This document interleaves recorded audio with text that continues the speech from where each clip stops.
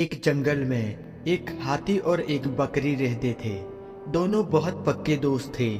दोनों साथ मिलकर हर दिन खाने की तलाश करते और साथ में ही खाते थे।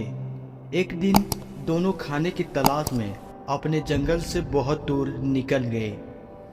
वहां उन्हें एक तालाब दिखाई दिया। उसी तालाब के किनारे एक बेर का पेड़ था।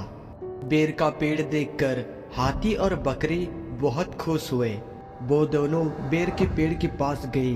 फिर हाथी ने अपनी सूंड से बेर के पेड़ को जोर से हिलाया और जमीन पर ढेर सारे पके हुए बेर गिरने लगे।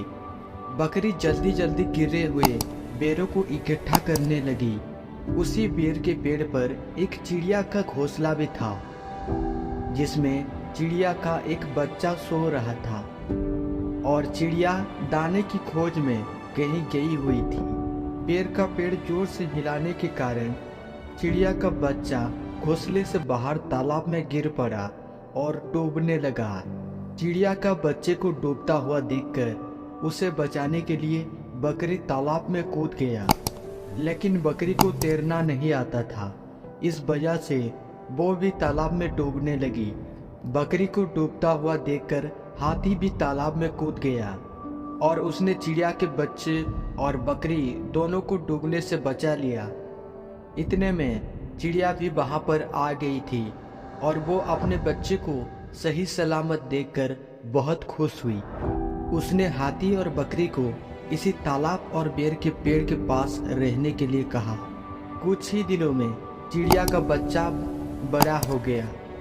चिड़िया अपने बच्चे के साथ जंगल में घूमकर आती थी और हाथी और बकरी को जंगल में किस पेड़ पर फल लगे हैं उसकी जानकारी देती थी। इस तरह हाथी और बकरी और चिड़िया मजे में रहते थे और खाते पीते थे। ये कहानी से हमें ये सीख मिलती है, हमें किसी का बुरा नहीं करना चाहिए। अगर हमारी गलती से किसी को परेशानी होती है तो उस गलती को सुधारना चाहिए।